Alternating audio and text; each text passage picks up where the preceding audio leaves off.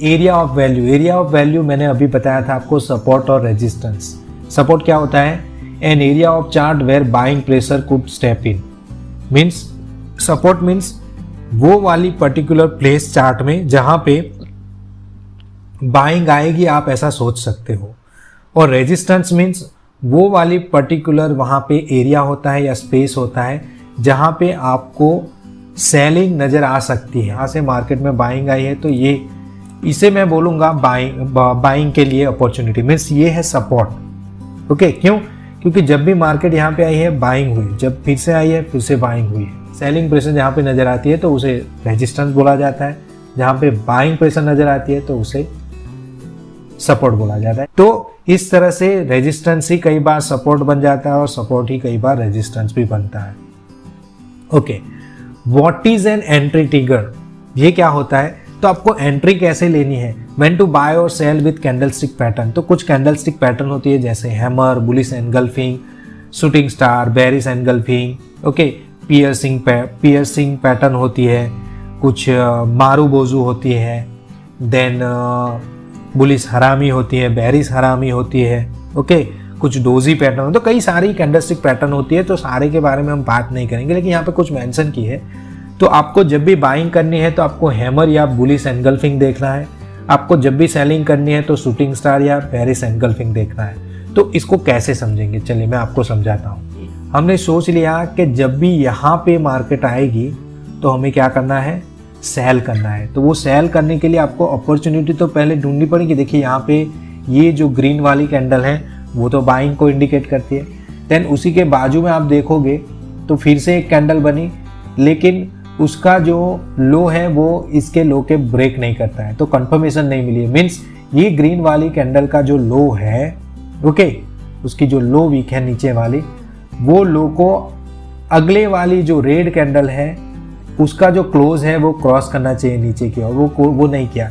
Then दूसरी candle बनी, देखिए ये बड़ी मारूबोजू जैसी कैंडल बनी, तो यहाँ पे आपको कंफर्मेशन मिल गई कि आपको सेल करना है।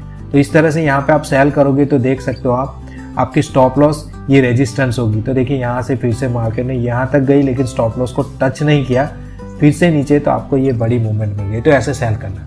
अब वैसे ही बाइंग की बात करें तो देखिए हमें क्या देखना है बाइंग के लिए, अगर हमें ढूंढना है। चलिए दूसरा एक एग्जांपल हम लेते हैं। अप ट्रेंड में मैं आपको बता रहा हूँ, देखिए ये अप ट्रेंड है, ओके। तो देखिए यहाँ पे जब मार्केट ये थी सपोर्ट, ओके, ये बन गई थी सपोर्ट। तो अभी के लिए क्या किया हमने? देखिए एक बार सपोर्ट लिया, यहाँ पे सपोर्ट लिया था, फिर यहाँ पे सपोर्ट लिया, यहाँ पे सपोर्ट लिया।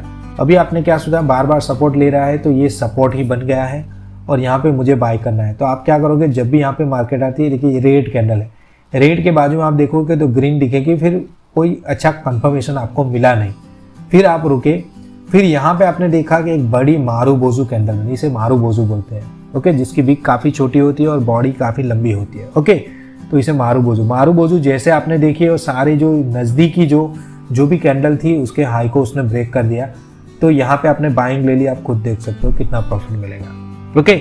वैसे ही जब मार्केट ने ये वाला जो रेजिस्टेंस था, ओके, ये जो रेजिस्टेंस था उसे तोड़ दिया, ओके, तो अब ये सपोर्ट हो गया।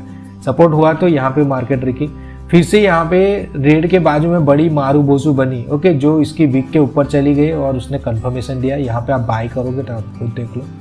तो इस हिसाब से आपको ट्रेडिंग करनी है।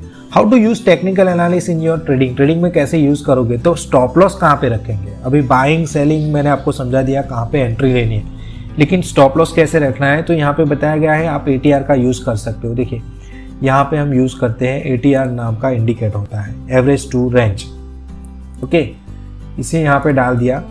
तो अभी मुझे बाइंग करनी है यहाँ पे, सपोज, ओके, मुझे यहाँ पे कंफर्मेशन मिला, मुझे बाइंग करनी है। तो ये आप देखोगे ATR पे कितने पॉइंट मिलते हैं, उसका ATR मिल रहा है 0.881 का, ओके, 881 का हमें ATR मिल रहा है। तो देखिए इसका लो जो है वो, ये वाली कैंडल का जो लो है वो है 997 और 881, ओके। तो ये इसके बीच का डिफरेंस आपको निकालना है, 997 माइनस 881, और वो जो डिफरेंस होगा वो डिफरेंस आपको जो भी लो है उसमें से घटाना है, ओके। जो भी लो है उसमें से आपको ATR की वैल्यू जो है वो घटानी है, और वो घटाओगे तो आपको ये डिफरेंस मिल जाएगा। वैल्यू मिलेगी 1.07116। ओके, क्या वैल्यू मिलेगी? 1.00। चलिए यहाँ पे इसे ये एक लाइन ही खींच देते हैं और वैल्यू यहाँ पे हम बता देते हैं 1.07116। ओके, तो ये हो जाएगा आपका स्टॉप लॉस। मीन्स यहाँ पे आपने बाइंग की है, यहाँ पे बाइंग करोगे और स्टॉप लॉस रहेगा आपका। ये क्या करना है, जिस भी कैंडल से आप बाइंग कर रहे हो उसका जो लो है वो लो में से एवरेज ट्रू रेंज की जो वैल्यू मिलती है उसको घटाना है, और जो वैल्यू मिलेगी वो रहेगा आपका stop loss. Put stop loss with ATR, low minus ATR। लो में से आपका जो भी कैंडल का लो होगा जहाँ पे आप बाइंग कर रहे हो, बाइंग के लिए जो कैंडल आपको मिल गई है वो कैंडल का जो लो है उसमें से ATR की वैल्यू घटानी है, तो वो होगा आपका stop loss. Use position sizing calculator for maintaining 1% of loss of your account वगैरह वगैरह हमने ऑलरेडी देखा है। अभी ये पूरी वीडियो की समरी की बात करें तो आपको क्या करना है, पहले जब भी ट्रेड लेना है, ये सारी चीज़ें अगर समझ लिए तभी ये चीज़ें करना है कि पहले आपको ट्रेड लेने से पहले देखना है मार्केट स्ट्रक्चर क्या है, अप ट्रेंड है, डाउन ट्रेंड है, या फिर साइडवेज मार्केट चल रहा है। ओके, दूसरा area of value mean support कहाँ पे है और रेजिस्टेंस कहाँ है वो ढूंढना है। इसके साथ मैंने रिस्क रेशियो मैनेजमेंट के साथ वो आपका जो पोजीशन साइजिंग है उसका भी कैलकुलेशन आपको बताया, तो इस हिसाब से कर सकते हो।